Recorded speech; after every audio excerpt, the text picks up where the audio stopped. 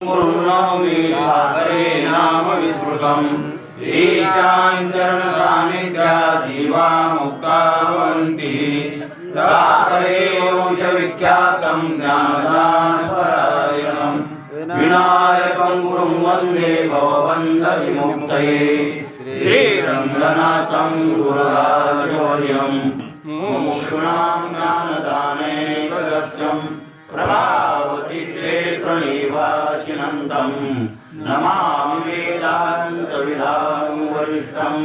पुण्डरीकाक्षरेभ्यो श्रीज्ञानदेव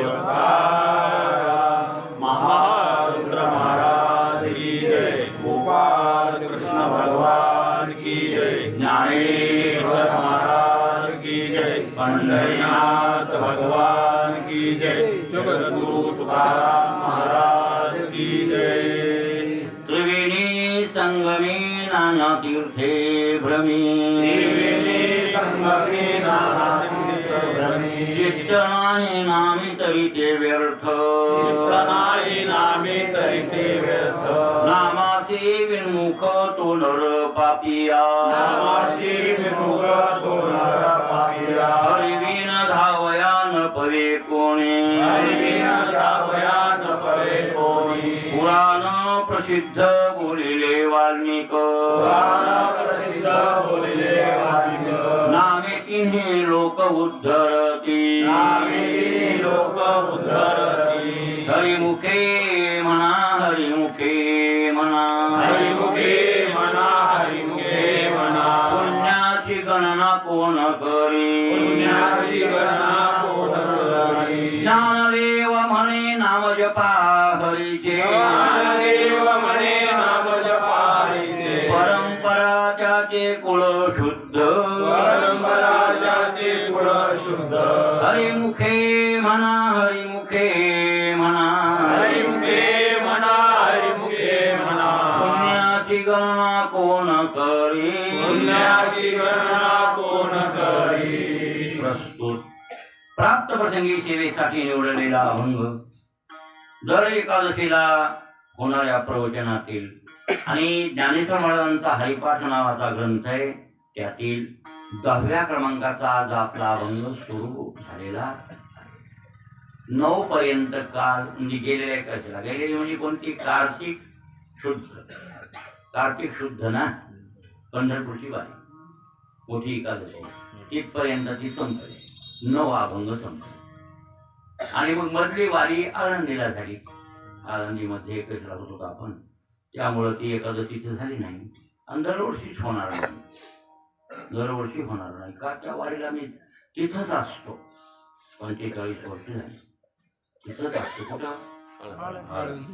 आतापर्यंत मी घरी नाहीच, त्या एकादशीला तिथंच असतो।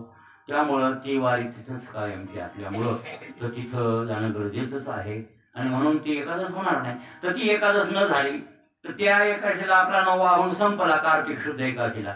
आता ही मार्गशीर्ष शुद्ध एकादशी आणि श्रीमद भगवद्गीताचे विशेष काय दुधात साखर आहे। आज दुधात साखर हे लक्षात ठेवा। इतका पवित्र दिवस आहे। तर पहिली गोष्ट तर या महिन्याचाच गौरव भगवंतांनी भगवद्गीतेत केला। या महिन्याचा 12 महिन्यातला महिना एक मार्गशीर्ष भगवान स्वतः अर्जुनाला सांगत असताना विभूती योगामध्ये म्हणू लागले की माझी विभूती आहे ही महिना। इतका महिना पवित्र आहे। कोणता? सगळ्या महिन्यात 12 महिन्यातला नंबर 1चा महिना कोणता असेल? 1 नंबरचा महिना। याच्या इतकं कोण्याच महिन्याला महत्व दिलं नाही देवानं। स्वतः म्हणजे देव भगवद्गीतेमध्ये मासानाम मार्गशीर्षोऽहम् हा ऋतूनां कुसुमाकरः द्यूतं छलयसां छलयन्मस्मि तेजस्विनाम। हा हे 10व्या अध्यायामध्ये विभूती योगामध्ये भगवान अर्जुनाला सांगत आहेत मासानाम मार्गशीर्षोऽहम्। सर्व महिन्यातला 12 महिन्यातला मार्गशीर्ष महिना माझी विभूती आहे अर्जुना। इतका पवित्र महिना आहे, पवित्र महिना आहे, निर्मळ महिना आहे मार्गशीर्ष। कळलं? मर्गशिरा नक्षत्र पौर्णिमेच्या जवळपास असतो। कारण काय महिन्याचे नावे जे पडलेत की कोणीतरी ठेवलेत, काहीतरी ठेवलेत असं मात्र समजू नका। कोणत्याही महिन्याचं नाव आपल्या जे 27 नक्षत्र आहेत, किती 27 नक्षत्र सगळे 27 आहेत बरं काय. आणि म्हणून तर त्या सगळ्या गोष्टीला महत्व आहे की वार, तिथी, वार, नक्षत्र, योग आणि करण. किती झाल्या गोष्टी? 5. पहिली तिथी, तिथी कोणती तिथी आहे ती. पुन्हा दुसरा वार क्रमांक, वार जे सोमवार आहे का मंगळवार आहे का बुधवार आहे. पुन्हा त्याच्यावर कोणता नक्षत्र कोणतं आहे आजच्या दिवशी. पुन्हा योग कोणतं आहे आणि पुन्हा करण कोणतं आहे. दिवसाकरण, रात्रीकरण, दिवाकरण, रात्रीकरण असे 2 भागात पण करण 24 तासात ते करण असतं. आणि हे 5 अंग ज्याच्यात असतात, ज्या पुस्तकात, त्याला म्हणतात पंच. 5 अंग आहेत. आणि या 5 अंगाचा ज्याला अभ्यास आहे ओतप्रोत पूर्णपणे त्याला कळते, त्याला पंचांग कळते. मग तसं तर राजस्थिती कोणती किंवा कोणतं काय आज वार आहे हे होतं एखादं आहे का पुन्हा हे बघून सांगायला, कोणी बघायला त्याच्याबद्दल नाही. पहिले तर ब्राह्मण येत होता, अडाणी लोक होते, कोणाला कळत नव्हतं. ब्राह्मण म्हणेल ते असे म्हणत पडून गेली. ब्राह्मणाने येऊन सांगावा काय अमावस्या, उद्या काय पौर्णिमा आहे, सोमावती अमावस्या, अमुक टमुक आहे, त्यानं म्हणावं तुम्ही ऐकावं. त्याचं चुकलं तरी त्याच्याकडे दोष. याला काय विचारायला कळायले अडाणी माणसाला, ते सांगायचं बरोबर होता. मग माणसाची म्हणत पडून गेली. ब्राह्मण म्हणे ते या व्यवहारात काय म्हणायचं आठवलं बरं काय. हे टाकण्यासारखी माणसं व्यवहारात असते म्हणजे आपलंच खरं म्हणते. मग आपण काय म्हणायचं, ब्राह्मण म्हणे ते डाकण्या म्हणे ते खरं त्याच्यामध्ये लागायचं हे असं म्हणतोच ना आपण. ब्राह्मण म्हणे ते बरोबर का, तसा प्रकार आहे. म्हणून याचा अर्थ हे कोणता प्रकार काय अमुक टमुक सगळा ओतप्रोत 5 अंगाचा ज्या माणसाला अभ्यास आहे त्याला पंचांग करते. ते कोण्या जातीचा असू दे ना, असा त्याचा अर्थ आहे. आता त्यामध्ये बरं काय, त्यामध्ये की 27 नक्षत्राचं गणित आलं ना, तर प्रत्येक महिना त्या नक्षत्राच्या नावावर पौर्णिमेच्या, एक तर पौर्णिमे दिवशी नाही तर आदल्या दिवशी असं नक्षत्र येतं. कोणत्या दिवशी तरी नाही तर आदल्या दिवशी तरी ते नक्षत्र येतं, त्याच्यावर त्या महिन्याला नाव पडलं. चित्रा नक्षत्र येते कुणाला ज्या पौर्णिमेच्या आसपास, कोणतं त्या महिन्यात नाव पडलं चैत्र. विशाखा नक्षत्र येते पौर्णिमेच्या आसपास, त्याचं नाव पडलं वैशाख. ज्येष्ठा नक्षत्र येते ज्या पौर्णिमेच्या आसपास, त्याचं नाव पडलं ज्येष्ठ. ज्येष्ठा नक्षत्रामुळे त्या महिन्याचं नाव काय ज्येष्ठ. पूर्वाषाढा, उत्तरषाढा अशा शाळा 2 आहेत. नक्षत्रात 2 शाळा नक्षत्र आहेत, पूर्वषाढा, उत्तराषाढा. जसं पूर्वा भाद्रपदा, उत्तरा भाद्रपदा, त्याच्यात भाद्रपदात बी 2 आहेत आणि शाळात बी 2 आहेत. मग ती शाळा उत्तरा पूर्वाषाढा नक्षत्र ज्या पौर्णिमेच्या आसपास येते, उत्तराषाढा आणि पूर्वाषाढा, तर त्याचं नाव पडलं आषाढ. लक्षात आलं. सर्व नक्षत्र पौर्णिमेला येते ती आपली जान्हवी पौर्णिमा, म्हणूनच त्याचं नाव पडलं श्रावण. श्रवण नक्षत्रामुळे नाव काय पडलं श्रावण. ते बरोबर त्या पौर्णिमेच्या आसपास असते बघा आपल्याला हे करायला जान्हवी, म्हणून तर ते जान्हवी करत असताना श्रवण नक्षत्र पाहिजे. कोणाला? ऋग्वेद्यांना श्रवण नक्षत्र असलं तरच ते जान्हवी करतात. मग ती पुन्हा मागं पुढे झाली तरी घेणं देणं. पण इथं आम्हाला तसं नाही, पुन्हाच पाहिजे जोड्या. मग ते त्याच्यासाठी कोणाची मागं होती जान्हवी एखाद्यात फरक पडते, पण ते असं पण श्रवण नक्षत्र असतं त्या पौर्णिमेला बरं काय. आणि ते श्रवण नक्षत्रावर ते जान्हवी केल्या जाते, म्हणून तिचं नाव पडलं श्रावणी. आणि श्रवण नक्षत्रामुळे नाव पडलं श्रावण. पुन्हा 2 नक्षत्र आले, पुन्हा उत्तरा भाद्रपदा, पूर्वा भाद्रपदा. ते 2 नक्षत्र आहेत त्या पौर्णिमेच्या जवळपास येतात, ते म्हणून नाव पडलं भाद्रपद. लक्षात आलं. पण त्याच्या पुढे आश्विन महिना आला. अश्विनी नक्षत्र काय मला ते पहिलं एक येतं. अश्विनी, भरणी, कृतिका, रोहिणी, मग ते मृगण हे लागतंय ना आपलं, ते पहिले अश्विनी नक्षत्र पौर्णिमेच्या आसपास आलं की अश्विन महिना येतो. त्याच्या पुढे वर काय कृतिका नक्षत्र, कोणतं कृतिका नक्षत्र येते पौर्णिमेच्या आसपास, म्हणून कार्तिक. आणि मृगशिरा नक्षत्र येते येणाऱ्या पौर्णिमेला, आता दत्त जयंतीच्या जवळ, कोणतं मृगशिरा. मृगशिरा नाव म्हणजे मृग म्हणतो ना मृग निघाला, त्याच्यामुळे पडलं नाव मार्गशीर्ष. याच्या पुढं पौष पुष्य नक्षत्र येते. कोणतं? पुष्य नक्षत्र येते पौर्णिमेच्या आसपास, म्हणून काय नाव काय पडलं? पौष. कळलं? पुष्यामुळं पौष. आणि मघा नक्षत्र येते त्या पौर्णिमेच्या आसपास, त्याच्यामुळे पडलं नाव माघ. आणि उत्तरा फाल्गुनी पूर्वा फाल्गुनी पुन्हा दोन आहे त्याच्यात.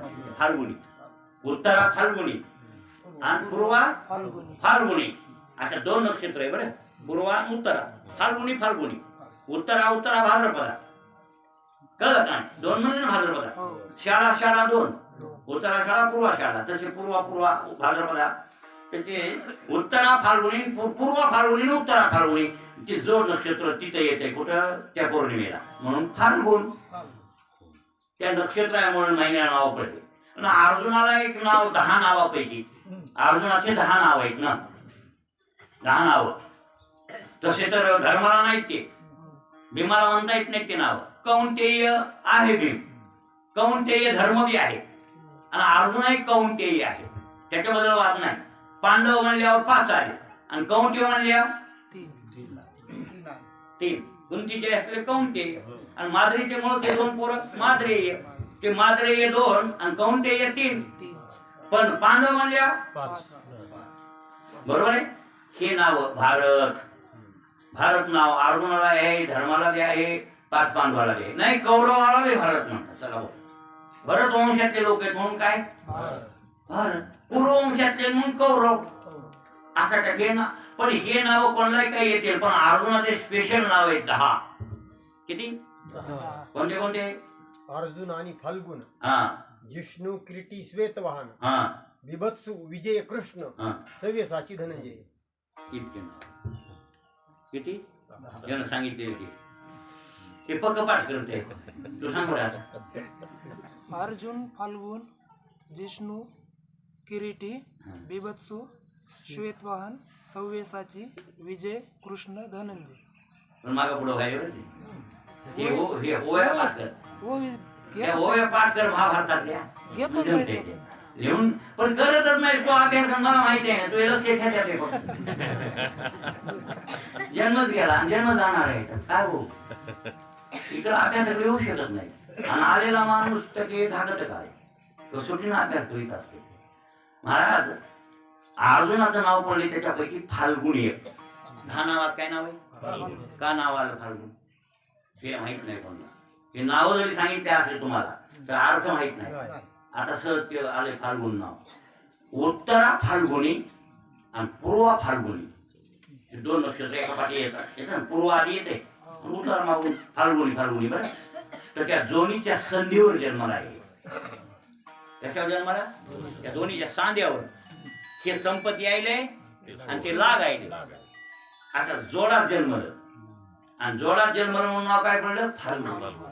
अर्जुनाचं स्पेशल नाव आहे. फाल्गुन नाव धर्माला नाही, कोणत्या पांडवाला नाही, कोणालाच नाही. यालाच एकट्या नाव आहे फाल्गुन, त्याच्यामुळे नाव पडलं फाल्गुन. लक्षात आलं? असं हे महत्वाचं आहे बरं.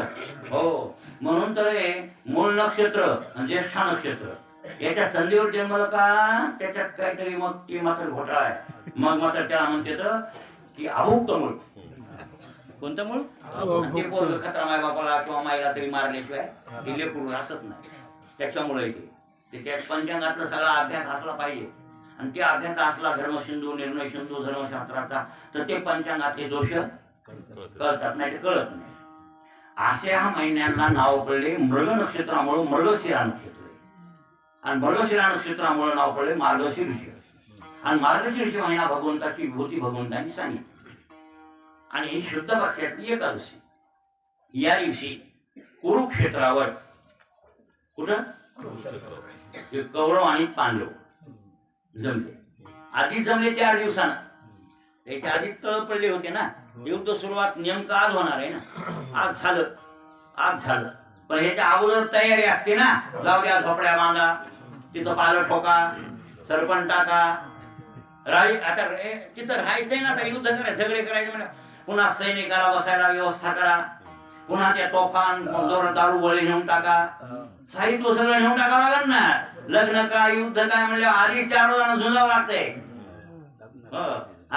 अहो लग्नावर हे युद्ध अडथळा असते. लग्न सोपं आहे, सगळ्यालाच करावं लागते, पण तुमच्यासारखे नादेला म्हटल्यावर काय करावं?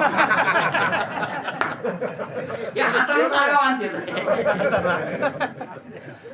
आता या कार्यक्रमाला किती झुंजावं लागलं म्हणता, हे मोठ्या कार्यक्रमाला कालच्या गेलेल्या किती झुंजावं लागलं. मग सगळे 4 जण आम्ही झुंजू लागलो. मग डोसकं फील झाला त्या कातून त्या म्हणून सरपण नाही तर कशाला ते बंगत करायला तुम्ही सरपणाचा ठाक ठिकाण आहे बघा. ते मग इथं सरपण आहे फुकटचं ते फोडून तरी त्या बाका आम्हाला काही लागतंय. हा फोनवर होते. मला वाटतं उगो सोपं बघाय काय कसं होते ते बघा का. मी ह्या आश्रमात जर काहीच नाही म्हणलो लल्ला आमच्या युवायला कोणाला नाही त्या चौबदारायला हे डब्याने एक अलमारी भरते डबा काढून एवढ्या कोणाचा डबा आहे नीट ठेवायचा, त्याला बांधून ठेवायचं, पुन्हा देते त्याला आणि नाही जर डबे दिले का तर ते डब्यावाल्याला किंमत राहिली नाही. पहिल्या काळात कसं होतं, त्या युद्धाला कुरुक्षेत्रावर सगळा पसारा येऊन पडला, पांडवायचा बी आणि कवर व्हायचा सगळा पसारा पडला. इकडं तिकडं सगळे तंबू बिंबू आणि सगळे सैनिक देशोदेशीचे राजे काल उपस्थित झाले. काय दिवस म्हणायच्या अगोदर उपस्थित आणि मग सगळं झाल्यावर आणि मग त्या रणांगणावर बसले आणि रणांगणावर बसल्यावर दुर्योधन म्हणू लागला, राजोवाच. काय राजोवाच काय म्हणला राजा? काय म्हणला? दृष्ट्वा तु पांडवानी एवढं दुर्योधन आचार्यमुपसंगम्य राजा वचनमब्रवीत. बोलायला आणि मग भीष्माचार्याला म्हणला सैन्याची फाळणी करा, नाव ठेवा, कोणते रथी आहेत, कोणी कोणाशी भांडायचं सगळं नियोजन लावा. लागलं इकडचं नियोजन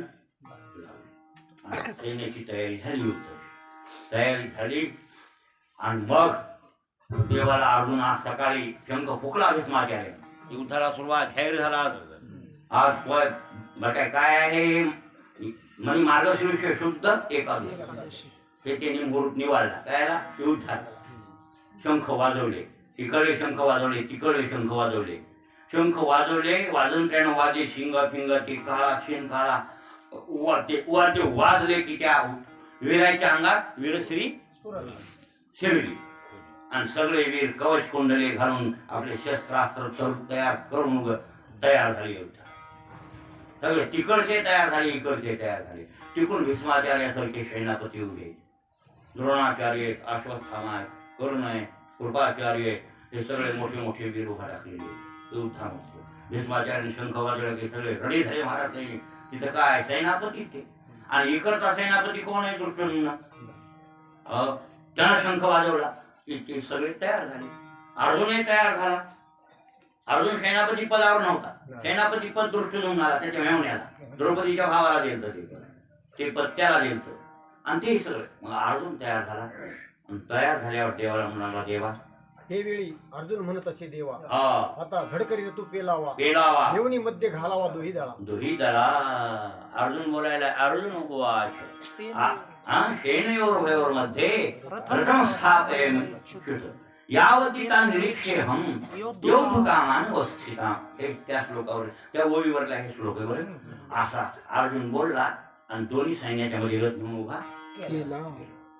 देवांवर काय दोन्ही सैन्याच्या मध्ये, कारण काय हे सारथी होते देव आणि अर्जुन वीर होता, मालक होता. आणि सारथ्याला काम आहे, सारथ्याचं इकडं हाकारला मध्ये उभा केला आणि अर्जुनानं सगळ्या सैन्याला पाहिलं, सगळ्या सैन्याला रेवटून पाहिलं आणि त्याच्या डोक्यात विचार आला, उभे कोण आहेत आपल्या समोर लढायला, मी कोणाशी लढायचं त्याच्यासाठी बघायलो. तो समोर म्हातारा आपला पितामह पहिला दिसला, कोण? भीष्म. आपले गुरु द्रोणाचार्य, आपला दोस्त गुरुपुत्र अश्वत्थामा. बरं, हे कर्ण, त्याच्यात पुन्हा दुर्योधन, दुःशासन, शकुनी मामा त्याचे, हे सगळे आणि आपले इष्ट लोक आहेत, आपल्या नाते संबंधाचे लोक आहेत, सख्खे चुलत भाऊ इथे लोक आहेत. ते दुश्मन नाही खरा विचार करा. हे आपले कोण आहे? हे सखे चुलत भाऊ आहे. सखे ती मत्वा प्रसमं यदुक्तम हे कृष्ण हे यात बस. हो हा? अजानता महिमानंत वेद हा.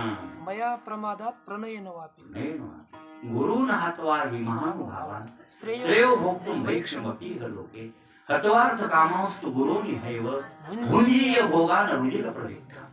काय बोलायला देवा, त्या गुरुला, त्या पितामहाला, त्या सुरत भावायला, मामायला, काकायला, मेवण्याला, आपल्या गोत्रजांना मारून काय उपयोग आहे हो? आणि यांना मारायचं आणि यांना मारलेल्या रक्तानं तलवारी भरवायच्या, बाण भरवायचे, शस्त्र भरवायचे, आणि मग आपण राज्यसुख भोगायचं.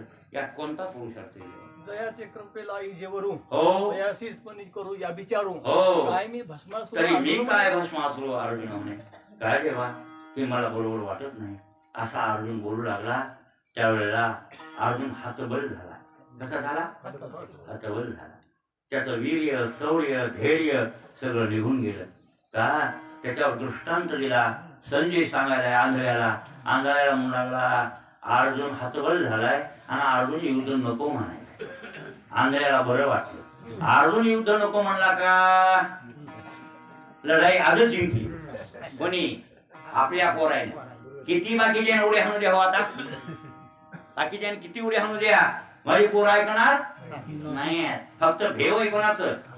अर्जुनाचं. आणि अर्जुन मोहग्रस्त झालाय. बरं काय, मोह फणीग्रस्तू म्हणितला या हेतू. बरं काय, मी जाणून घ्या. ज्ञानेश्वर महाराज म्हणतात अर्जुनाला मोहरूपी भुजंग चावला. काय चावला? मोहरूपी भुजंग अर्जुनाला चावलाय. बरं काय, ही केस आहे तुम्हाला साहेबाला चावलाय का? जास्त चालू. कमी झालाय? नाही झाला कमी. जशास तसा आहे. जशास तसा आहे. लय विस्तळलंय महाराज. विस्तळलंय. हा, पाऊस म्हणे ना, गारवा म्हणे ना. वाईट भेटला चांगला पण करावा. मोहपणी असतो महाराज. काय म्हणले? काय काय महाराज गोड बोलतात संत हो. काय सांगा, स्वरूप मंदिरी होती मी माया सांगवेला अविद्येच्या पिढी, माझे तुझे चालता पाऊल, मोह भुजंगी धरली करांगोळी हो, लोभ सर्पडंखला करू. काय हो, असा लोभ सर्पडंखला अर्जुनाला ते मोहरूपी सर्प चावला आणि अर्जुन मोहफणीग्रस्त झाला.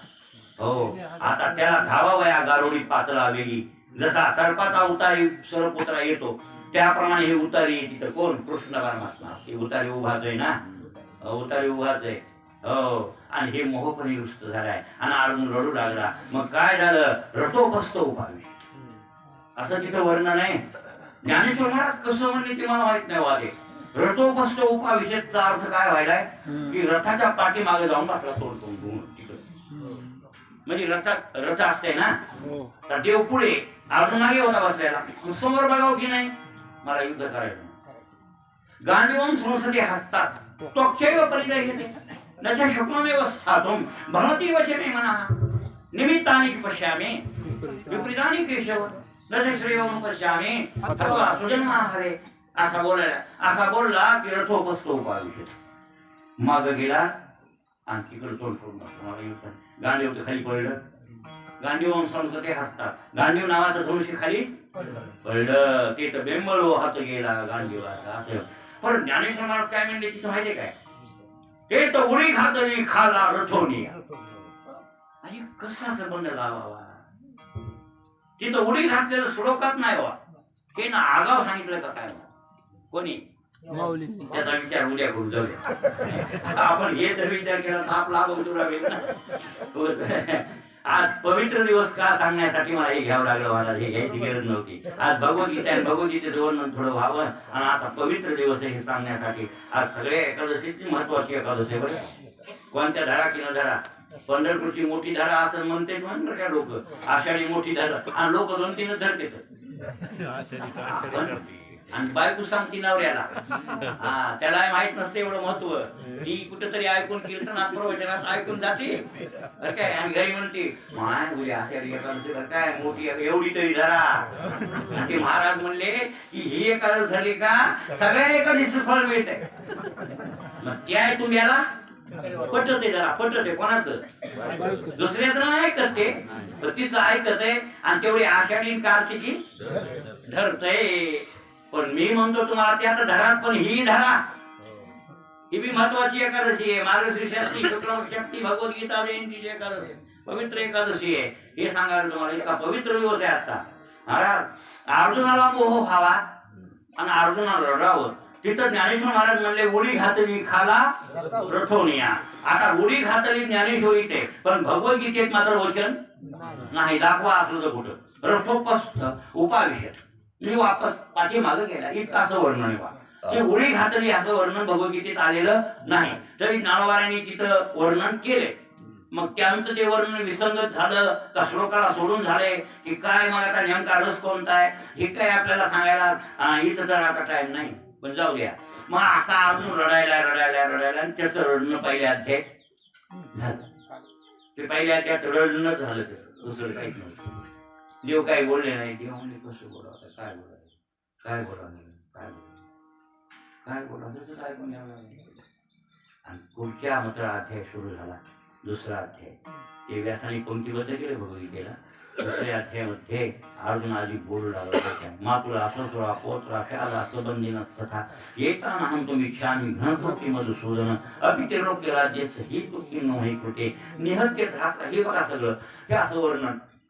नको नको म्हणलं देवा, यांना युद्ध करून जगल्यापेक्षा भिक्षा मागून खाल्लेलं बरं. मला सुचत नाही. महाराज अर्जुन अगोदर पहिल्या अध्यायात निश्चित भ्रांतीत होता. कोण्या भ्रांती? निश्चित भ्रांती आणि संशयित भ्रांती. अशा भ्रांत्या दोन भ्रांती काय? निश्चित भ्रांती आणि संशयित. मला सरपच चावलाय नाही निश्चित निश्चित भ्रांती.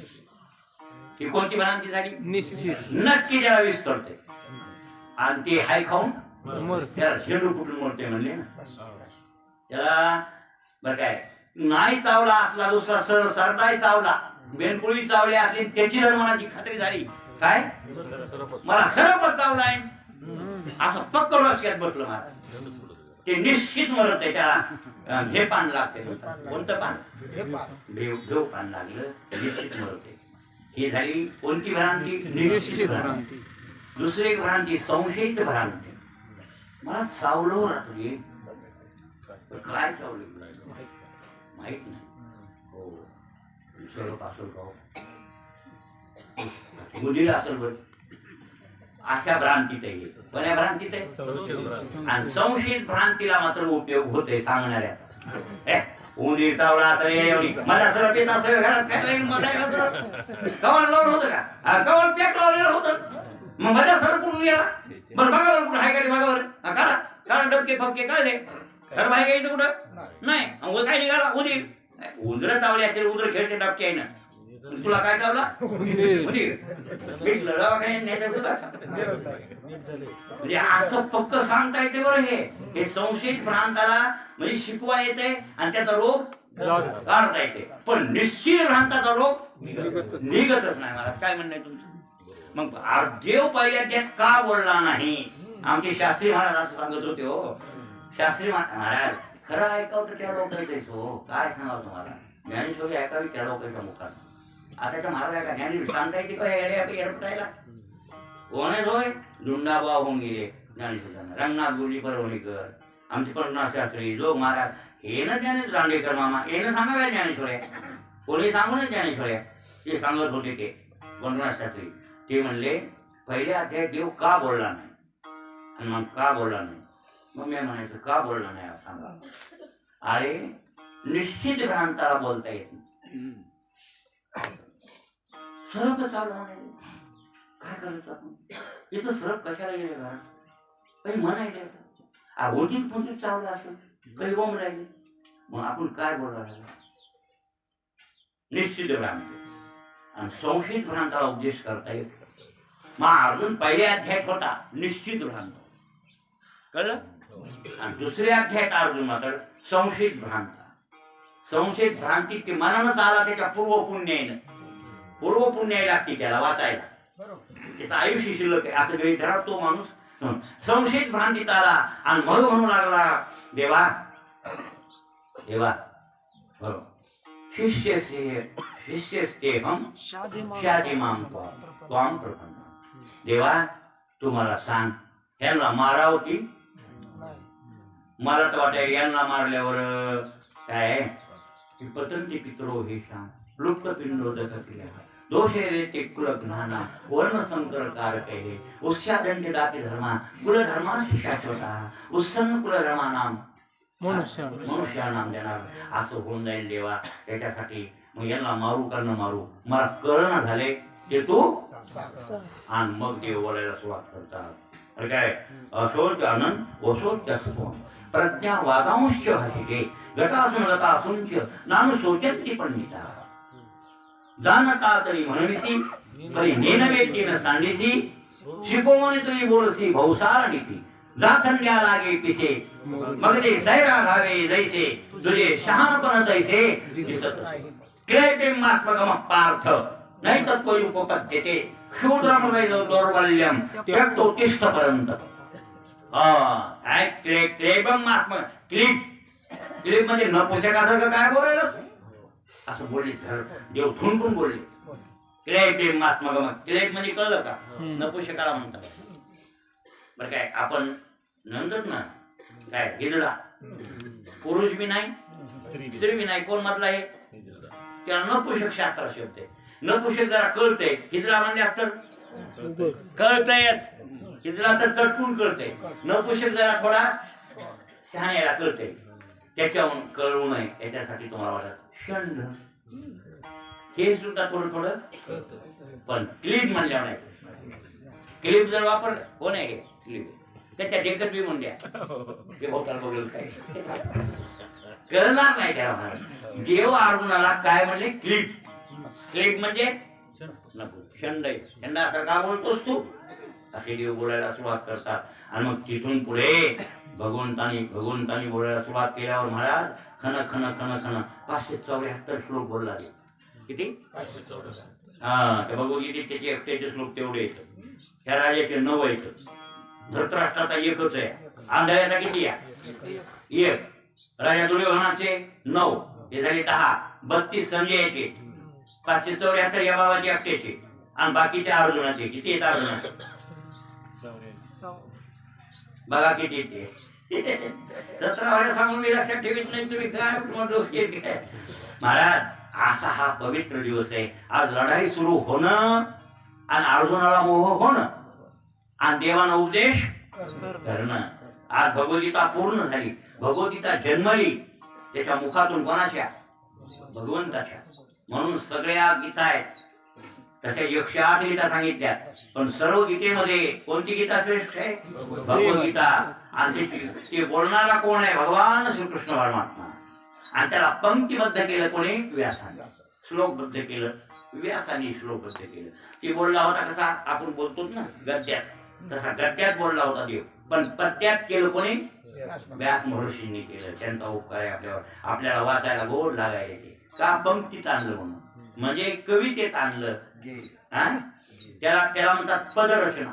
पद्यात आणलं. आणि जे गद्यात होतं ना त्याला पद्यात. आणि वाचे बरवे वाचेला कवित्व चांगला वाटते. हे व्यासाचा आपल्याला वाद छंदामध्ये आणल्यामुळे उपकार झाला व्यासांचा. आणि देवाला उपदेश केला म्हणून देवाचा असा पवित्र दिवस. आता कोणता आजचा भगवद्गीता. आता या भगवद्गीते दिवशी असं होणार वर्षा इथं प्रवचन करायचं पुन्हा तिथं 3 ला कीर्तन 4 ला. माझे कीर्तन आवटायमाला कधी नसतात आणि त्या गावाला मला आवटायमाला कीर्तन करावं लागलं मोदीच्या गावाला. म्हणून त्याला म्हणलं बाबा एकादशी दिवशी ठेवण्यापेक्षा लोक जर उद्या त्याला द्वादश सोडतील तुझ्या घरी भगवद्गीता सुरुवात झालेली भगवद्गीता आहे. आणि आपल्याला हातबल झालेला मोहग्रस्त झालेल्या अर्जुनाला उपदेश करणारी भगवद्गीता आज जन्मली.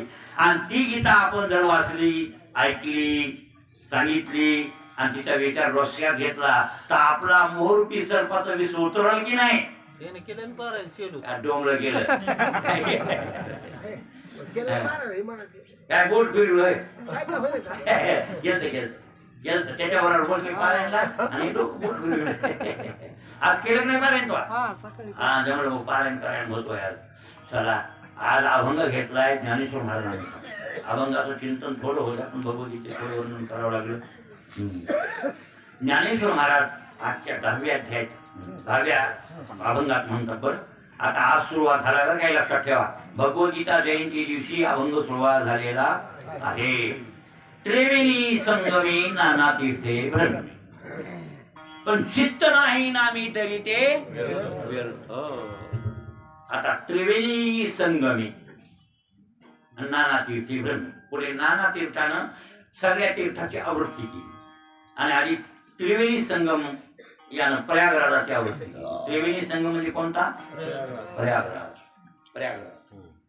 आपण तीर्थयात्रा करतो आणि जीवनामध्ये तीर्थयात्रा करावी. आणि सगळे तीर्थयात्रेला आपण गेलेलो आहोतच. चारोधाम, सप्तपुर्या, 12 ज्योतिर्लिंग आणि 108 तीर्थ, अष्टोत्तर तीर्थ. हो, मग इतक्या तीर्थात आंघोळ्या आपण केल्या, पण किती शुद्ध झालो कोणा? किती निर्मळ झालो, किती शुद्ध झालो?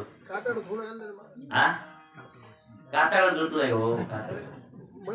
जावणी हा तीर्था तो काय केली तेव्हा प्रक्षाळले वरी वरी भीतरील शुद्ध कासयाने झाले भूषण ते केले आपण. वृंदावन पळ फळ घोळीले साकरा अण्णा भीतरीला थारा मोडीची ना.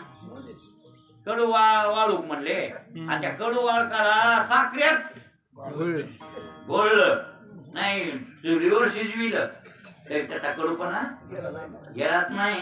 तसं आपलं काम आहे बरं का ढाकण्या. हा, गेलाच नाही हे लक्षात ठेवा. का गेला नाही त्याचं कारण आहे बरं काय? चित्त नाही ना. काय नाही म्हणून तुमचा गीतेला गंगेची उपमा दिली. हा, गीतेला भगवद्गीतेला गंगेची उपमा दिली. आता ते उद्या बघू. इथे काय सांगू उद्या ही काय मग ते येत नाही तू तिकडे का उद्या बसतो. बघा काय करावं पण हे बसले बसून चांगले संसारात मधात मुरगळले.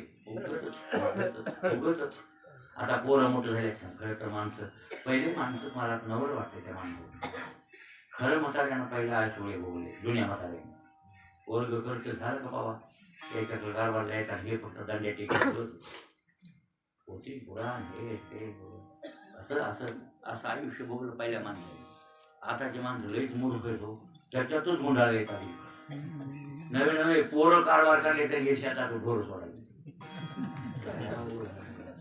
ते झाला गडी आणि ते झाले महाराष्ट्र. असं उलटच करून बसले लोक हातानं काय मोहान. कशामुळं? मोहामुळे. एकटं काय काय करील म्हणते पुन्हा त्याचे बाप्पा म्हणते तो कापूस येत नाही. एकटं काय काय करेल गटुडी उचलून जातात. हे सुद्धा म्हातारे पळून आमची इवाई जाते लोकांचं काय राहतात. हो, तिथले गटुडे इथल्या भाकरी खाऊन तिथले गटुडे पाप होते. नाही, भिक्षेच्या भाकरी खायच्या आणि संसार करायचा. कोणी सांगितलं तुम्हाला? कोणी सांगितलं त्याचे घर सांभाळायचे? मग वडील आले आम्ही वाजविल्याशिवाय राहतच नाही. वडील आले माफ काय तर होते कोणाला. गरजा माफ कोणालाच माफ होत नसते. ते काय आताच सरकार बोगस सरकार आहे काय? हुकुमशाहीतलं निजाम सरकार आहे. पाप केलंय का त्याला शिक्षा झालीच पाहिजे. हे कोण होतं? निजाम सरकार जुनं. ज्यानं फाशी दिली का, ज्यानं खून केलाय का त्याला फाशी, खून का बदला फाशी, ते सरकार होत. नानाचे जेवला जेवायला बघा की आता पोरग गेलत हे यात्रेला. हेच पोरग सगळं कुठं कशात हाय हाय. मग बाळूला तरी काय म्हणा, बाळू तर त्याच्यातच गोचर. आणि इथं मला म्हणते गंगा गंगेची उपमा गीतेला. आता गीतेला गंगेची उपमा आहेच ना, गीता याची गंगा. पण तेच आपण घ्यावा लागा आणि तसंच तर बोलावं, त्याच्यावर चिंतन करावं लागेल ना. कळलं का? आपलं इथं चाललंय त्रिवेणी संगमे नाना तीर्थे भ्रमे आणि चित्त नाही नामी तरी ते. आणि नाना तीर्थ म्हणजे 108 तीर्थ तसे प्रमुख आहे. तसे तर हजारावर येतो, पण 108 प्रमुख सांगितले. हजारावर तीर्थ आहेत आपल्या भारतात. किती? हजारावर. आणि एवढे जरी तीर्थ केले, त्रिवेणी संगमात जरी आंघोळ केली आणि नावावर चित्त नाही तर व्यर्थ. कोण म्हणले? मौली. अभंगाचं आपलं पहिलं धरून चालू. हरिपाठातला 10वा ओंकारी माऊलीच्या, आणि त्याच्यातलं पहिलं हे चरण, पहिल्या चरणाचा विचार चाललाय आपला. आता सांगा मग तीर्थयात्रा व्यर्थ आहे का असं माऊलीला म्हणायचंय का? तर त्रिवेणी संगमाचं तर फार महत्व सांगितलं. बाकीचे जे तीर्थ आहे सगळ्या जगातले, तुम्ही कुठे रामेश्वराकडे जा, नाही दुनिया जा, कुठेही जा, पण सगळ्या तीर्थांचा राजा विचारले. प्रयाग गंगा आहे ना, तीर्थांचा राजा, तीर्थांचा राजा सांगितलं, राजा म्हणून त्याचं नाव आहे प्रयागराज. बाकीचे प्रयाग कुठे बी येत, गृहित धरा आवलगावला ही बोरणा मिसळी गोदावरीला, तिथेही प्रयाग आहे. बोरणा आणि गोदावरी प्रयाग, तिथं वाणी संगम दुधगाव, तिथं वान नदी मिसळली, त्याच्याला गोदावरीला ती वाणी संगम, वान संगम आहे खरा तर त्याचं नाव पडलं वाणी संगम. वान संगम त्या गावाचं नाव खरं तर जुन्या काळात असेल, पण ते शुद्ध नाव येत नाही लोकांना म्हणून वाणी संगम झालं. पण वान संगम जिथं जिथं कोण्या 2 नद्यांचा संगम झाला त्याला प्रयाग म्हणते. तसे तर हिमालयावर 5 प्रयाग सांगितले ना, तुम्ही बघितले का? नाटकात लक्षात ठेवले का न ठेवले? बघितले. कोणते कोणते? सोनप्रयाग, सोनप्रयाग, देवप्रयाग, देवप्रयाग, रुद्रप्रयाग, रुद्रप्रयाग, कर्णप्रयाग, कर्णप्रयाग, सोनप्रयाग, आपलं कर्णप्रयाग, नंदप्रयाग. नंदप्रयाग. हा येड्या, त्याच्यातलं सगळ्यातलं खाल्लं प्रयाग अलीकडलं देवप्रयाग. वरून आले ते आता सोनप्रयाग, नंदप्रयाग हे ते आले, रुद्रप्रयाग हे वरून आले, पण खाल्लं शेवटचं प्रयाग आहे का त्याचं देवप्रयाग नाव का आलं सांगतो ना तुम्हाला. इकडून केदारनाथापासून आली बिचारी मंदाकिनी, बरोबर आहे? त्याच्यात गंगा माई तिकून आली आणि त्याच्यात ती मिसळली, तिकून वरून अलकनंद, म्हणजे अलकनंदीने हे बाकीचे प्रयाग करीत करीत आणले, लक्षात आलं, आणि त्या दोन्हीचा संगम झाला. अलकनंदेचा आणि मंदाकिनीची गंगोत्री, ही गंगोत्री भागीरथी तिथं आली, अलकनंदा मिसळली भागीरथीला, म्हणा काय वरीच मिसळली ती कोणती मंदाकिनी गंगेला भागीरथीला, आणि ती भागीरथी मायवरून आली, आणि इकडून मग बद्रीनारायण पासून आली अलकनंदा, त्याच्यात प्रयाग करत करत ते, आणि तो शेवटच्या टोकरा मिसळल्या त्या कोण? गंगामाय, ती मंदाकिनी, सगळ्या एकत्रित इथं आल्या आणि मेन गंगेत मिसळल्या भागीरथीत. ते झालं देवप्रयाग. कोणतं प्रयाग झालं ते? देवप्रयाग. आता हे देवप्रयाग आहे, पण हे प्रयागपेक्षा हे प्रयाग महत्त्वाचं का? ती इथं आली सगळी, मग आता तुम्ही सोडून देवप्रयाग झाल्या, आल्या मग कुठं? तुमच्या ऋषिकेशला, ऋषिकेशहून हरिद्वार, आणि हरिद्वारून हस्तिनापुरावरून असे येत येत येत येत येत बिचारी इथं आली कुठं? या प्रयागला. आणि तिकून वरून निघालेली यमुना माय, यमुना माय, ती यमुना माय तिकून आली, आणि यमुना नगर ह्या मार्गे येत येत येत दिल्ली, दिल्ली नाही का, दिल्लीहून आली बरं, त्या दिल्ली मार्गे अशी येत येत येत येत आली प्रयागला, आणि यमुना आणि गंगा जिथं मिलन पावलं तिथं त्याला म्हणले प्रयागराज. बाकीचे प्रयाग, नंदप्रयाग, देवप्रयाग, कर्णप्रयाग, रुद्रप्रयाग हे प्रयाग आहे, म्हणजे दोन्ही नद्यांचा संगम, संगमाला म्हणतात प्रयाग. हे झाले प्रयाग. पण राजा हे विशेषण दिलंय, प्रयाग राज, म्हणजे सगळ्या प्रयागांचा राजा. असं तीर्थ कोणतं? इतकं महत्व, इतकं महत्व त्या तीर्थाला आहे.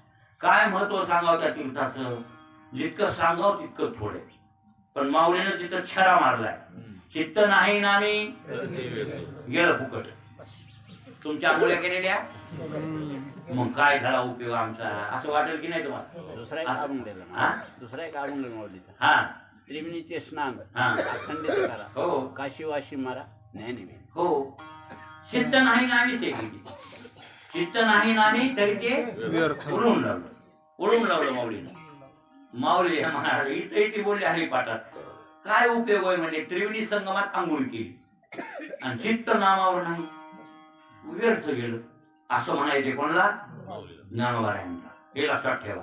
आता त्रिवेणीचं महत्व तुम्हाला सांगतो आधी, तिचं महत्व. मग आता तिला तर व्यर्थत्वात आलं, तीर्थयात्रा व्यर्थ गेली की नाही? मग साधना माऊलीच्या बोलण्यानं व्यर्थ गेली ना आपली साधना, हो.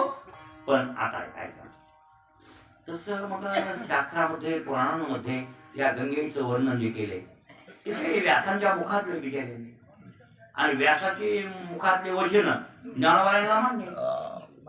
ज्ञानोबांना ते कुठे व्यास इथं बोलले तर तिथं ते मान्य केलं त्यांनी. तुकारामांना नाही मान्य केलं ना. तुका म्हणे आहे आयशे हे पुराणी नाही माझी वाणी पदरी किंवा आयशे बोललेले वाल्मिक महाभारती व्यासाधिक ते तुकाराम म्हणाला व्यास वाल्मिक मान्य आणि माऊलीला व्यासाचा मागोवा घेतो. बरं असू द्या. ज्ञानदेव म्हणे व्यासाची आखुना कोणे अभंग पहिला तर नीट वाटते. ज्ञानदेव म्हणे आणि द्वारकेचे राणे पांडवा घरी म्हणजे व्यासाच्या खुणेला मान्य केलं की नाही त्यांनी बोट केलं की नाही व्यासाकडे. मग व्यास ऋषी त्यांना मान्य येतं आणि त्या व्यासानं तर त्या तीर्थाचं वर्णन इतकं केलं त्या त्रिवेणीचं बाबा बाबा उस्तास होईल. ते म्हणले ऐका त्या गंगेला पाहिल्यावर गंगेचं इथं वर्णन केल्यावर या गावात येऊन किंवा नरवाडीत येऊन वर्णन केलं नुसतं वर्णन नाव घेतलं तरी पाप जाते. पाहिल्यावर बी पाप जाते आणि आंघोळ केल्यास तर जातो. ऐका बरं काय दृष्ट्वा जन्मशतम पापम पीत्वा जन्मशतद्वयम स्नात्वा जन्म सहस्रेण हरंती गंगा कळोयुगे. इतकी महत्वाची कळोयुगी गंगा ती आहे. कोणती? भागीरथी गंगा. भागीरथी गंगा. भागीरथी म्हणजे ती बिचारी. तिचं नाव 2-4 ऐकल्या. मंदाकिनी नाव, अलकनंदा, 7 प्रवाह आहे तिचे. हिमालयावर किती प्रवाह आहे? 7 प्रवाह आहे. पण खरं मेन नाव स्वर्गा स्वरधुनी. ती स्वर्गा त्रिपथगामिनी आहे. ठीक आहे. तुम्हाला वाटेल की याच इथं मूर्ती लोकात असं नाही. स्वर्गातून आली पहिली. स्वर्गात आहे. स्वर्गात नाव आहे तिचं स्वरधुनी. स्वरधुनी. तिचं नाव देवलोकात म्हणजे हिमालयावर. देवलोक म्हणजे देवलोक नाही का आपण देवभूमी में आपका स्वागत आहे बोल रहे ना ते हिमालय देवभूमी आहे. ते देवलोक. देवलोकात नाव आहे तिचं काय मंदाकिनी. आणि मृत्यू लोकात आल्यावर गंगा. भागीरथी नाही भगीरथानं आणली म्हणून भागीरथी. जन्मून गेली म्हणून जान्हवी आणि मेन नाव तिचं गंगा. आणि खाली पाताळात तीच आहे. तिचं नाव भोगाव. त्रिपथगामिनी ती बिचारी माता. मग तिला पाहिलं डोळ्यानं तर 100 जन्माचं पाप जाते. ढाकणे मामा तुमचं गेलं का? मला काय कळतंय का गेले खरं. दृष्ट्वा जन्मशतम पापम पाहिलं तर 100 जन्माचं पाप जाते. पीत्वा जन्मशतद्वयम तिचं पाणी पिलं तर 200 जन्माचं पाप जाते. स्नात्वा जन्म सहस्रेण हरंती गंगा कळोयुगे. आंघोळ केली तर 1000 जन्माचं पाप. इतकं महत्व व्यासांनी त्या गंगेचं सांगितलं. चला इतकं म्हणजे पाहायला कवा जावं, पाणी कवा प्यावं आणि तिचं आंघोळ कवा होईल बा आपल्याला नका होऊ द्या. इथं बसल्या बसल्या ह्या इथं आश्रमात बसल्या बसल्या किती 500 कोस लांब आहे तुम्ही. म्हणजे 2000 किलोमीटर लांब आहे. याचा अर्थ किती लांब आहे तुम्ही? खूप लांब आहे. म्हणजे 500 कोस म्हणजे 100 योजन लांब आहे तुम्ही. पहिल्या काळात योजन म्हणत होते. 4 कोसाचा 1 योजन. किती कोसाचा? आता किलोमीटर. आता सांगतो 4 कोसाचा 1 योजन बरोबर आहे. आणि 1 कोस 4 किलोमीटरचा. मग 100 योजन गुणविले 4 किती झाले? 400 कोस झालं. आता 400 गुणविले 4 एवढं अंतर आहे की नाही आपलं? सहज 1500 किलोमीटर आहे बाबा. त्याच्या 2000 आहे जवळ का? मग शास्त्रानं सांगितलंय व्यासाची पुराणामध्ये ते म्हणजे गंगा गंगेची योगुयात योजना नाम शेती रती मुच्यते सर्व पापे देव विष्णू लोकम सगच्छति. काय की 100 योजन दूर राहा. गंगा गंगा गंगा यो जो बुऱ्यात बोलतो गंगा गंगेती गंगा गंगा इति. यो नाम जो बुऱ्यात नाम बोलतो म्हणजे म्हणतो गंगा गंगा गंगा. योजना नाम शेती रती 100 योजन लांब असू द्या हो. मुच्यते सर्व पापे देव सर्व पापातून तो मुक्त होतो. आणि विष्णू लोकम सगच्छति शेवटी मेल्यावर कुठे जातो तो? विष्णू लोकाला. सगच्छति म्हणजे जातो. विष्णू लोकम सगच्छति म्हणजे विष्णू लोकाला तो जातो. हे कोणाचं बोलणं आहे? व्यासाचं. पुराणातलं बोलणं आहे बरं. वायू पुराणामध्ये हे श्लोक आलेले तुम्हाला वाटते. हे श्लोक विवरलेले. इतकं महत्व त्या गंगेचं त्रिवेणी गंगेचं. बर यमुना गंगा जिथं आल्या त्याला एवढं काय तर सांगतो तुम्हाला. सीता सीते सरिते यत्र संगमे तत्र लुप्तो देवमुत्पतती. असा एक श्लोक आला. सीता असीता. काय सीता असीता नाव गंगेचे बरं काय. ती यमुना माय शीत आहे नाही आशिता आहे. यमुना माय कोण आहे आशिता आणि गंगा माय सीता. सीता म्हणजे पांढरी. सीता शब्दाचा अर्थ काय व्हायला सीताबाई नाही. पांढरा रंग आहे पाण्याचा. हिचं पाणी बघा कसलं आहे ते. आणि हिचं आशित आहे म्हणजे गदाबळ आहे काळ आहे पांढरं नाही हिचं. म्हणून हिचं नाव आशिता आणि हिचं नाव सीता. मग सीता आसिता सरिते. जिथं सीता आणि आसिता सरिता नाम गंगा.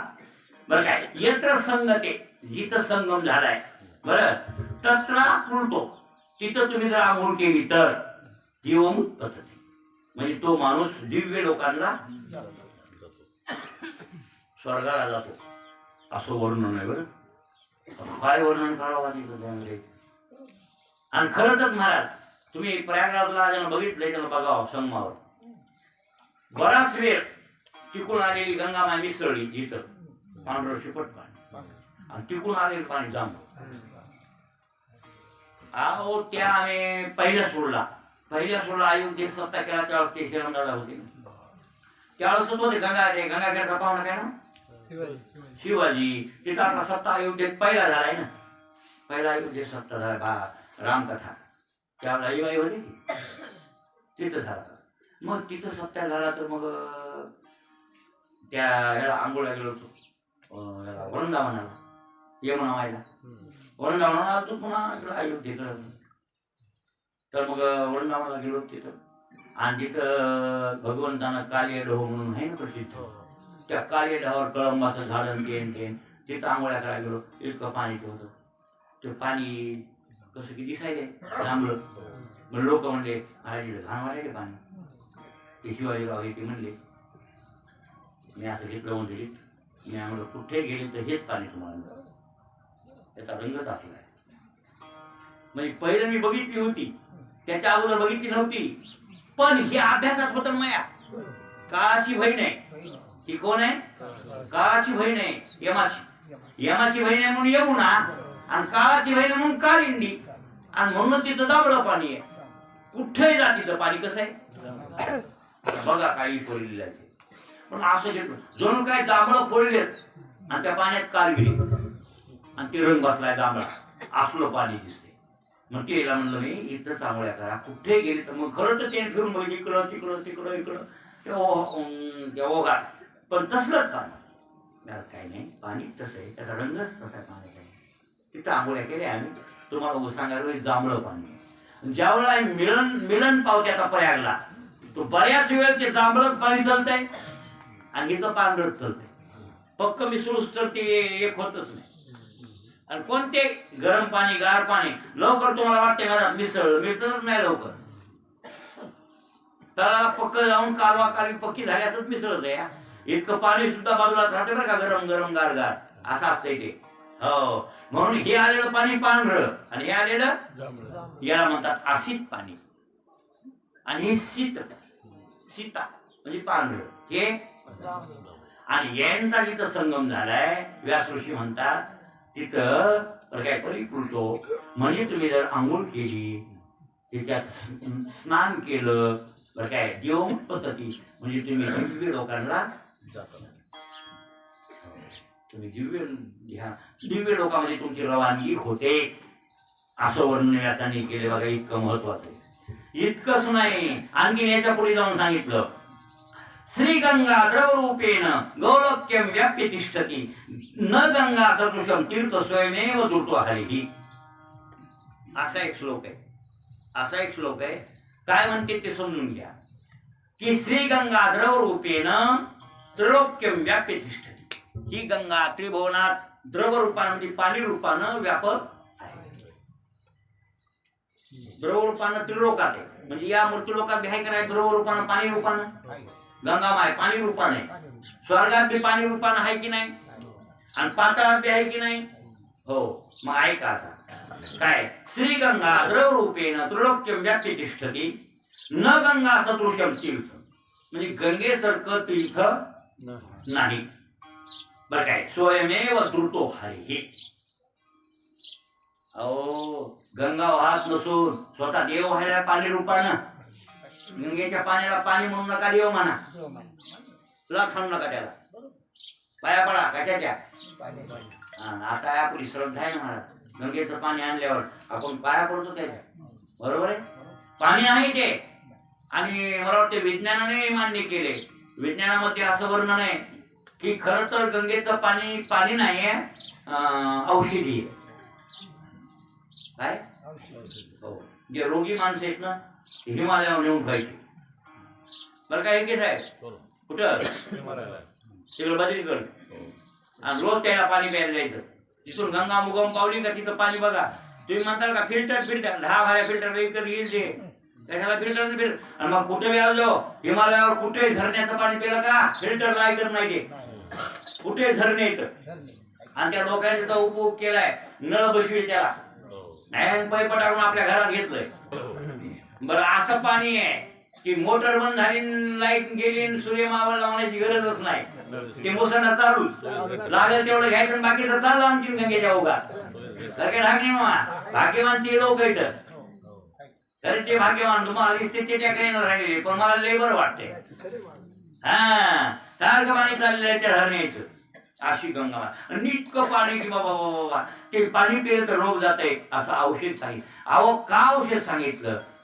औषधी नाही ती गंगा माता, गंगेचं पाणी नाही, द्रव रूपानं परमात्मा व्हायलाय असं म्हणायचे ते व्यासांना. काय म्हणायचे? द्रव रूपानं, पातळ रूपानं. द्रव म्हणजे पातळ, ते पातळ पाणी, सगळ्याहून पाणी काय पातळ आहे ना. जलशेपातला कोण आहे? पाण्याहून असं वर्णन केले ना कबीर महाराजांनी, जलशेपातला कोण. खरं सांगा बरं, पाण्याहून पातळ काय? काहीच नाही, पाण्याहून पातळ काहीच नाही. असं मग आता मग इतक्या पातळ स्वरूपात पाणी व्हायलंय का? नाही म्हणले, विष्णू व्हायलाय. कोण व्हायलाय? विष्णू. देव व्हायलाय म्हणले. देव, गंगा नाही व्हायली, देव व्हायलाय तिच्या रूपानं. इतकं महत्व आहे बरं त्या पाण्याला. कोणत्या पाण्याला? गंगेच्या पाण्याला महत्व सांगायला.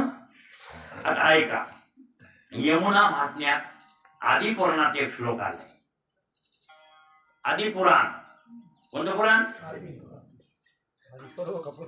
आदिपुराण रे, तुला माहितच नाही तर 18 उपपुराण केलं. बोला 18 माहिती आहेत मुख्य पुराण, 18 मुख्य माहिती आहे त्याला, म्हणून हे म्हणायला आदिपुराण कुठलं काढलं असं वाटायला. अच्छा, तुम्हाला 18 माहिती आहेत ना? सांगा कोणते कोणते? येत नाही तुला? येतच नाही तुला? मला माहिती आहे. हे सांगतात हे सांगते. मद्वयम भद्वयम खेव व्रतयम व चतुष्टयम अनापलिंग पुष्कानि पुराणानि परिचक्षते.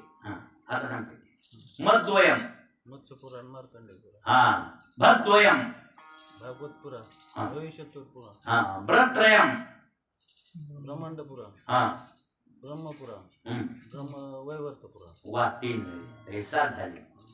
व चतुष्टयम वराह पुराण, वराह पुराण, वामन पुराण, वामन पुराण, विष्णू पुराण, विष्णू पुराण, वायू पुराण, वायू. हे 11 झाले. आता अग्नि पुराण, ना नारद पुराण, प पद्म पुराण, ली लिंग पुराण, ग गरुड पुराण, उ कूर्म पुराण, आणि स्क स्कंद पुराण, स्कंद पुराण. 11 आता सांगशील? सांगतो कवाय सांगशील का आता? ह्याला एवढेच माहिती आहे. आणि उपपुराणात एक माहिती आहे, हरिवंशी आणि देवी भागवत. तुला जास्त काय माहिती? पाठच नाही. पाठच नाही. अरे आदिपुराण एक आहे त्याच्यात, उपपुराण. आणि त्या आदिपुराणात एक श्लोक आलाय, ऐका. कृष्ण वामांग संभूता यमुना महात्मेवर काय कोणतं? आता हे मगवा वर्णन श्लोक केलं का वर्णन? पाणी पाणी नाही, औषधी औषधी नाही, देव आहे. गंगेचं पाणी पाणी तर नाही, औषध आहे, औषध नाही, देव. म्हणजे तिच्या रूपानं कोण व्हायलाय? देव व्हायलाय. बरोबर आहे महाराज. खरं सांगा बरं, एक तर पाणी पाणी कुठलंही पाणी जीवन आहे की नाही. पाणी देवाची विभूती नाही कसे. पाणी किती महत्वाचं आहे.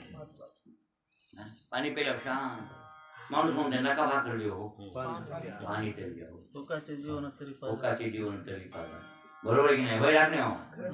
हा खरे खरंय म्हणते पण वागण्याचा पता नाही.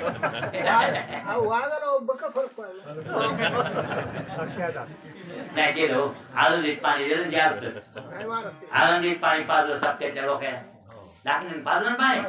हा 7 दिवस ते येवायच्या आरूमुळं चांगलं गेलं. हे काय म्हणते माहितीये का तिथं पाणी देता हे श्रीरामदादा ते दोघं जण श्रीरामदादा म्हणले ढाकण्या पाणी देईल सप्त्यात कुठं बेदार जाऊन असं बोलले होते तुम्हाला. नाही चांगलं दिलं ते बी न्यावी अजून किती बी. पण आधी पुराणात यमुना महात्म्य आणि यमुना महात्म्यात एक श्लोक आलाय ते तुम्हाला सांगतो. ते म्हणले कृष्ण वामांग संभूता यमुना कृष्ण रूपिणी. ती कुठून जन्मली म्हणले त्याच्या डाव्या अंगापासून जन्मली कृष्णाच्या म्हणून तिचं नाव कृष्णा. यमुनेचं नाव कृष्णा आहे का. कालिंदी यमुना कृष्णा हे नाव कोणाचं येतं. काळं पाणी म्हणून कृष्णा आणि कृष्णाच्या वामांगा म्हणजे डाव्या अंगापासून जन्मली म्हणजे कृष्ण वामांग संभूता यमुना कृष्ण रूपिणी. बर न जलम यमुना वाली साक्षात ब्रह्मैव तज्जलम. यमुनेचं पाणी पाणी नाही साक्षात बर काय ब्रह्मैव तज्जलम. ते पाणी साक्षात ब्रह्मरूप. कोणत्याचं पाणी. यमुनेचं पाणी. यमुनेचं ब्रह्मरूप आहे आणि हिचं भगवंत रूप आहे. आता 2 नाव जरी असली तर वस्तू एक आहे महाराज एक आहे. अशा दोन्ही गंगा ज्या मार्गे वाहतात त्या दोन्ही मिलन पावतात ज्या ठिकाणी त्या प्रयागराजला. म्हणून तुकाराम महाराज म्हणले जिता भुक्ती मोक्ष मरणे तुझ्याची ऐक्य परत्री सुख. त्या गंगा माईला तुकाराम महाराजांनी गाभण केलं ना ते फुल वाहण्या उदलचा. बरं काय गंगेला फुल व्हायलं ते म्हणजे परिसेवो माते माझी विनवणी मस्तक चरणी ठेवित. हे माते माझी विनवणी आहे तुझ्या पायावर मी मस्तक ठेवतो. बरं काय नाव घेतलं पुन्हा त्या चरणात ध्रुव चरणात भागीरथी महादोष निवारण. हे भागीरथी महापापाला घालविणारी आहेस तू. बरं आईकडे काय भागीरथी महादोष निवारणी आणि सकळा स्वामिनी तीर्थाची म्हणजे सगळ्या तीर्थाची तू कोण आहेस मालकीन आहेस. मालकीन लक्षात आलं. सगळ्या तीर्थाची मालकीन आहे. बरोबर आहे. तिसऱ्या चरणात म्हणले जिता भुक्ती. इथे पण एके साहेब आपलं वर्णन भगवद्गीते गंगेचं चाललंय तुमचं जरा लक्ष तिकडे चाललंय तंद्रीत चाललंय तंद्रीत आणि तंद्रीत गेल्यावर पुन्हा चंद्रीत जात असते. एके साहेब बऱ्याच वेळ धर्मायाकडे नाही मी ओळखितोय वया तरी अभ्यासात नाही येते त्याला तुम्हाला सकाळनी करायला सकाळनी करू नको. कोण कसा ऐकायला माझ्याकडे लक्ष असते तेव्हा मी सगळेच ओळखतो कोण कोण्या पाऊल जायचं. लक्षात आलं. काही लोकांना काही माझे काय काय वेदांत लागला का कळतच नाही. मी ओळखतो ह्याला समजणार. काही लोक याला समजतोय पण त्या तंद्रीत गेले का तिकडं असेल हे बालमास आहे. आणि गंगेचं पाणी विष्णू रूप आहे. विष्णू ब्रह्म एक का 2 एकच किंवा हरी नाम विष्णू हरीच व्हायला म्हणले गंगेच्या रूपानं. आणि हे म्हणजे गंगेचं पाणी यमुनामाईचं पाणी मागे नाही काय म्हणले साक्षात ब्रह्मैव तज्जलम. व्यास ऋषी म्हणजे साक्षात ब्रह्मरूप यमुनेचं पाणी. मग दोन्ही गंगेचं पाणी हिचं ब्रह्मरूप आहे तिचं हरी रूप आहे आणि दोन्ही मिसळ्यात प्रयाग. इतकं महत्व आहे. जिथे पण मुक्ती आणि मेल्या मुक्ती तिच्यात धर्म. आणि म्हणून आहे शास्त्रात वर्णन आहे जीव देऊ नये. जीव आत्महत्या करून कोणाचा किती राग आला हे गाव सोडा दुसरीकडे. पोरायचा कटाळा आला त्याला सोडून द्या. कोण्या तरी पंढरपूरला जाऊन विनाय घ्यावा. कोण्या आश्रमात राहावं तिथं भगवंताचं चिंतन करावं. ईश्वर सेवा करावं. उपकार करावा पडतो देवाची सेवा. पण फाशी घ्यायची आता हे सांग. आता इतकंही करून तुमच्या डोसक्याला रागच सहन होईना गेला मग शहाणे व्हा. इथं तिथं जीव देऊ नका. द्यायचा जीव दगड बांधून प्रयागराज मध्ये द्या. तिथवर जाऊस तर रागच राहत नाही.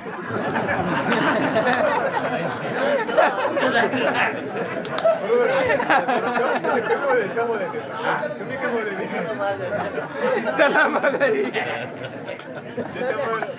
त्याच्यावर राग का ते लांब जातं नाही कधी. अहो सांगा, ज्ञानोबारायांचे मायबाप विठ्ठल पंत रुक्मिणी माता येडे होते का? एक तर देहांत प्रायश्चित शास्त्रदृष्ट्या का संन्यासाचा मी ग्रस्त झालोय, ब्राह्मण प्रायश्चित सांगायचं. मग इकडं तिकडं जीव देण्यापेक्षा गंगेत जाऊन जीव द्या. मग बिचाऱ्या दोघाही नवरा बायकोनं सार्थक केलं आणि गंगा यमुना संगमावर देहांत प्रायश्चित द्यायला का? त्याला माहितीये या पाण्यात भगवान परमात्मा ध्यानात ठेवायचा. हे पाणी पाणी नाही, इकून आलेलं पाणी हरी रूप आहे, इकून आलेलं पाणी ब्रह्मरूप आहे. आणि मी चाललोय ब्रह्मात. मी कशात चाललोय? ब्रह्मात चाललोय. असा ध्यास ठेवा आणि मला पुढे हा ना, तुम्ही निश्चित तुम्हाला मोक्ष मिळेल. कळलं? असं महत्व त्या गंगा माईचे. बरं, ते उद्धार करते तुमचा, मेल्यावर मोक्ष देते. इतकं महत्वाचं ते प्रयागराज त्रिवेणी संगम म्हणते त्याला. ते त्रिवेणी संगम खालून आलेली सरस्वती गुप्त आहे बरं काय. इकून यमुना माय, इकून गंगा माय, मला गुप्त सरस्वती वडा खालून ते वड आहे ज्याला सिद्धवट म्हणतात. तिथून आलेली सरस्वती गुप्त, याला त्रिवेणी काय ना. लोक अंतरंग सोडून देतात आणि बहिरंगाच्या नादी लागतात. बरेच संसारिक लोक वेणीदान मी करा. आता त्याला नाही म्हणल्यावर ते बघा अण्णा महाराज इथं आणून आम्हाला येणेदान करून. अरे काय येणेदान करायचे तिथं? शहाणे करीत नाही, पण येणे केल्याशिवाय राहत नाही. करा येणेदान. राहण्यात गेलं की नाही येणेदान? हा आपल्या वेळेस कोण केलं नाही. आपल्या वेळेस कोण केलं होतं मागच्या वेळेस? मी सांगत नाही. मी काय मी तुम्हाला सांगतो, तुम्हाला विषयातलं काही जास्त सांगतच नाही. कारण काय विषयात सांगून उपयोग होत नाही तुमचा. उलट तुमचं वाटोळ होत आहे. फायदा काहीच होत नाही, वाटोळ होत. हा खरं तुम्हाला वाटोळ व्हायचं असेल, चांगलं व्हायचं असेल तर विषयातून बाहेर निघावं. विषयातून बाहेर निघाल्याशिवाय चांगलं होत. तुमचं खरं कळलं नाहीच त्या विषयात. मग खरं सांगावं का खोटं सांगावं? आपल्याला खरं कळलंय ते खरं सांगावं, खोटं काय सांगायचं. आणि जे महाराजच खोटे त्याला माहिती आहे आपल्याला पैसा पाहिजे, यायला कुठे बुडून आणलं की पैसे मिळते. ते लबाड महाराज ते सोंग, आपण त्याच्याला सोंग करायचं. आता कोणी म्हणले महाराज इथं हे करावं का वेणीदान? मी म्हणत असतोय हाय ना वेणी माधव, इथं माधव नाव आहे देवाचं. आणि त्या वेणी माधव तिथं दान करावं घेतात असं पूर्णामध्ये व्यावहारिक वर्णन आहे. पण ते शाब्दिक वृत्तीचं वर्णन आहे. तुम्हाला पटलं असं तर करा, त्याला राम नाही तयार आहे तिथं. पण आम्हीच्या तोंडातून आणि हे करावंच लागते असं म्हणणार नाही. शहाणे असलं तर करू नका. आणि येडे असले संसारिक आणखीन पुन्हा जन्म घ्यायचा असेल, पुन्हा मरायचा असेल, पुन्हा जन्म घ्यायचा असेल तर हे काम करा. लोक कोण ठीक आहे. पण इतकं गंगेचं म्हणजे मेल्यावर मी मुक्ती देते आणि जिथे पण आता देते. आता हे खरं आहे की नाही? मग एवढं आपण महत्व गंगेचं आतापर्यंत वर्णन केलं किंवा सांगितलं. ज्ञानेश्वर महाराजांना हे मान्य नाही का? मग असून असा छडा मारलाय त्रिवेणी संगमी नाना तीर्थे भ्रमी आणि चित्त नाही नामी तरी ते व्यर्थ. तुमचं फुकट गेलं म्हणजे. मग आता तीर्थयात्रा साधन महत्वाचं आहे की नाही, तर करावी की नाही, त्रिवेणीत आंघोळ करावी की नाही? महाराज काय देव का म्हणतात? चित्त नाही नामी, ज्याचं चित्त नाही ते म्हणले गो कोटी दानम ग्रहणेषु काशी प्रयाग गंगा युत कल्पवासा. गोदान काय आहे? हा गोदानाचे सांगा सांगा सांगा ना. बरोबर ते घेतलं. हा लक्षात आलं नाही याच्या कोणते तुकडे सांगताय का? आधी ऐका. गो कोटी दानम ग्रहणेषु काशी प्रयाग गंगा युत कल्पवासा यज्ञायुतम वीर सुवर्ण दानम गोविंद नाम बरं काय गोविंद नामेन बरं काय न कदापि तुल्यम. एवढा श्लोक सांगून आता मी सेवा समाप्त करायचो. दुसऱ्या एखादा हे श्लोक काढा, आपल्याला काम आहे फक्त हे श्लोक सांगायलो. त्याचा अर्थ थोडक्यात सांगतो ऐका. त्याचं कारण काय नामाचं महत्व सांगितलं ते आहे. कोटी गाय, गाई किती? एक गाय झोल टाकून सुवर्ण मेरू शेव्या धरून जर ब्राह्मणाला दान केली, ब्राह्मणाला बरं काय केली, कोणी ब्राह्मणाला नाही, ब्राह्मणाला. हे लक्षात ठेवायचं, मात्र हे पॉइंट लक्षात ठेवा, नाहीतर त्याच्या आणखीन वाया जातात. गाय दान करून नरकाला जावं राहिला. हा, त्या तसल्या ब्राह्मणाला देऊन उपयोग नाही. ब्राह्मणाला द्या. कोणाला द्या? ब्राह्मणाला देऊ नका. लक्षात आलं की नाही? कोणाला देऊ नका? ब्राह्मणाला देऊ नका. कोणाला द्या? ब्राह्मणाला द्या. तर काय मग एक गायला गेली म्हणले कोटी, आणि ते बी ग्रहणावर, सूर्यग्रहण आलं बरोबर का? पुन्हा काशी क्षेत्र, कोणतं क्षेत्र? काशी सारख्या ठिकाणी 1 कोटी गायी सूर्यग्रहणावर ब्राह्मणाला दान केले. हे पुण्य. प्रयाग गंगा युक्त कल्पवासा. प्रयाग गंगा आहे बिचारी, यमुना माई गंगा त्रिवेणी संगम, तिथं बरं काय युक्त कल्पवासा म्हणजे 10,000 वर्ष, 10,000 कल्प तिथं वास्तव्य केलं, तपश्चर्या केली. आयुक्त, आयुक्त म्हणजे 10,000. आयुक्त म्हणजे काय? आणि कल्प 10,000 कल्प. कल्पाचा अर्थ थोडक्यात सांगतो. कर्ता, त्रेता, द्वापार आणि कली या 4 युगाची एक चौकट. अशा चौकट्या लक्षात आलं की नाही? अशा चौकट्या 1000 झाल्या. किती? 1000. तेव्हा ब्रह्मदेवाचा 1 दिवस आणि तेवढीच 1 रात्र, त्याला 1 कल्प म्हणतात. हे काय झाला? ब्रह्मदेव झोपी गेला. 1000 चौकड्या गेल्या आणि ब्रह्मदेव काय झाला? झोपी गेला. जग बुडालं. त्याच्या झोपी जग बुडत आहे. ठीक आहे साहेब, ते जागा झाल्यापासून भरत भरत भरत येते. आता आलंय 5 झाली त्याची, ते बकळ राहिले. हे कलियुग संपायला बकळ राहिले. हा महाराज, त्याचा ब्रह्मदेवाचा हा जे चौकड्या सहस्रदाय ते ठाई ठाऊ विळूची होय, आणि तैशीची सहस्रवरी पाय रात्री जेथ येवळे अवरात्र चिंते तेन लोटोची भाग्याचे येर स्वप्नीचे चिरंजीव येरा स्वर्गणांची नवाई विशेषी सांगावी काही जे मुदल इंद्राची दशा पाहि जे देहाचे 14. ह्याच्या दिवसात त्या ब्रह्मदेवाच्या एके दिवसात 14 इंद्र मरत येतं, 14 दुसरी वस्ती. म्हणून सहस्र युग पर्यंत महर्यात ब्रह्मणो विदु, महर्यात ब्रह्मणो विदु, रात्रिम युग सहस्त्र, रात्रिम युग सहस्रांता, तेहो रात्र विदु, तेहो रात्र विदु घेणार. त्याच्यावर ओव्यावर नसलो. म्हणजे 1000 चौकड्या गेल्या जे ब्रह्मदेव बरं काय झोपत आहे. आणि तेव्हा जे बुडत असते, जे काहीच राहत नाही, त्याच्या झोपीत काहीच नसते. ते जगत नाही, काही झाड नाही, झुडप नाही, माणूस नाही, कुत्र नाही, कोण नाही, कोण नाही. त्याच्या झोपीत ते उठला, झोपीतून ती भरायला सुरुवात झाली. भरत भरत भरत भरत भरत भरत भरत मग पुष्कळ माध्यान नावाचे असं एवढा दिवस आहे 1000 चौकड्याचा, आणि त्याला म्हणतात 1 कल्प. ते काय झाला? असले कल्प बरं काय आयुक्त येण्यास का काय 10,000. आयु शब्दाचा अर्थ करून तुला कळत नाही. आयुक्त म्हणजे 10,000. आयुक्त वर्ष म्हणजे आयुक्त कल्प वर्ष प्रयाग गंगेवर राहून रोज आंघोळ्या आणि तपश्चर्या केली. किती महत्वाच्या पुण्याला झाले 2 पुण्य. यज्ञायुतम, यज्ञ आयुक्त केले. किती केले? आयुक्त. यज्ञायुतम मेरू सुवर्ण दानम. ब्राह्मणाला किंवा बरं काय चांगल्या यजमानाला सोन्याचा मेरू पर्वत आहे तो सोनं दान केलं. केवढं? मेरू पर्वत. हे परळीचा मेरू नाही, मेरू मेरूच आहे. त्या मेरूच्या शिखरात हजारो शिखरापैकी एक होतं. ते शिखर कोणतं? द्रोणागिरी. त्या मारुतीने आणले. त्याच्या हजारो शिखरातलं एक शेंडा आणला होता. कोणी? हनुमानानं. तेवढा मेरू पर्वत मोठा आहे. या पृथ्वीला आधारभूत तेच बिचारा. हा, आणि त्याला रोज एक प्रदक्षिणा करतोय सूर्य. मेरू शिखरी नाम. हो, त्या सगळ्या डोंगरात माझी विभूती म्हणली की नाही. आणि हे 1 चक्कर मारताय ना रोज. कोण? अरे वा, काय जगाची अंधे श्रीची रावली उघडतो निघे जैसा भास होतो प्रदक्षिण. मौली काय म्हणले? एवढा मेरू डोंगर आणि तेवढं सोनं त्याच्या वजना एक दान किती पुण्य झालं दात्याला.